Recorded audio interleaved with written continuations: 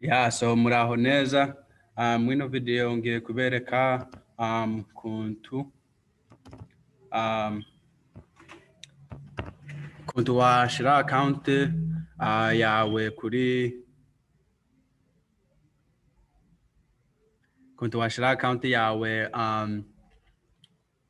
kugira uhembwe account ya banki kugira uhembwe cyangwa ariko betse ntangira kubereka ndizera ko mwese mumeze neza nawe none umunsi mwiza wo kuba wishimye, umunsi mwiza wo kuba uri muri team nawe uzi ko ufite team iri kugufasha kugera ku inzozi zawe gutera imbere. So cyambere ni ukugenda hano igihe winjiye muri website yawe uka logging in, ugiye hano ku bumoso ukagenda hano havuze my account, hano hakabiri, hano ni hambere, hano ni hakabiri dashboard, na hano kuri my account.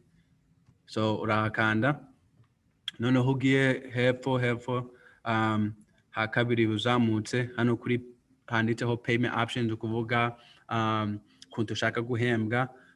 Noneho bafite inshuro zitandukanye watoramo. Ino ya mbere ni ukuvuga like ushaka amafaranga agende kuri karite, hari karite baguha amafaranga yawe ubona avuye kuri team, avuye kuri ino business akaba agenda kuri iyo karite. So ushaka gutora baguhembwe gutyo wakanda kuri kano gasoko ka hano kuri check. Noneho urangije nugenda hano kuri check urangije barakubaza information zawe, adresse, aho utuye, noneho bakoreze karite. Ikarite irakugeraho nko mu minsi nko mu byumweru bibiri ikarite yakugezeho.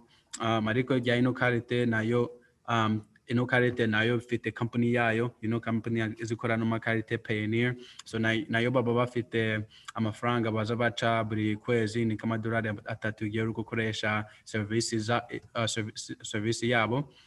So option ya kabiri hano hepfo ni direct deposit.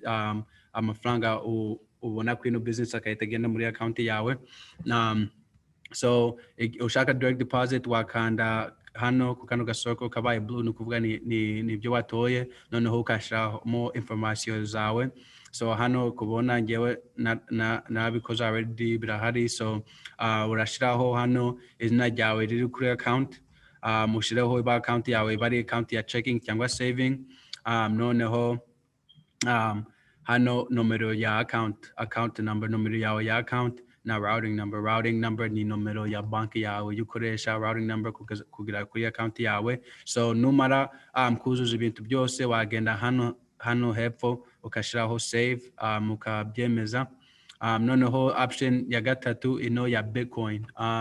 Bitcoin tanze kuntu na explaining mu Kinyarwanda. Ariko nayo ni nk'amafaranga ariko ari digital, abari kuri online gusa utakoraho nk'amadolari asanzwe. So abari kuri online. So Bitcoin igiciro cyabyo cya Bitcoin igenda izamuka imanuka. So abantu benshi baba bashaka guhembwa muri Bitcoin kugira izamutse ayo mafaranga abe menshi kurushaho. Bino bya Bitcoin tuzaba turi kubyigaho cyane. Abantu benshi bo muri team iwacu bari gukoresha ino service yacu ya Cashix cyo kwigisha by'amafaranga naho wayashira kugira kure. Bazaba batangira kutwigisha mu Kinyarwanda bya Bitcoin na cryptocurrency n'ibindi.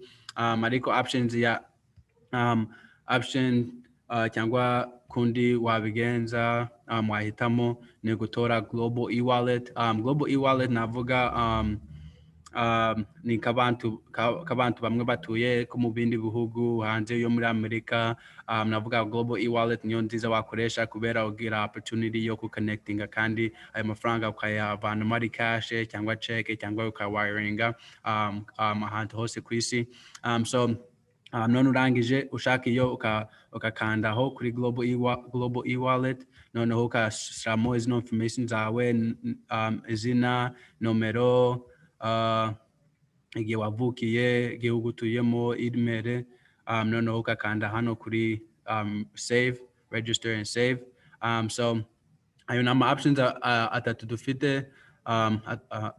ama options ane tufite yo gutoramo njyewe nza mbona like direct deposit amafaranga agahita agenda direct kuri account yawe niyo nahisemo nibyo nza mbona ari byiza ariko na Bitcoin nayo hari igihe nzahindura nkahembwa muri Bitcoin so byose bitewe nawe n'ukuntu ushaka so ino video mwayohereza cyangwa mukayisharinga ku bantu bo muri team yanyu bakeneye kumenya kuntu bashaho account yawe kugira amafaranga yabo iyo bari kubona muri ino business abagereho sawa murakoze cyane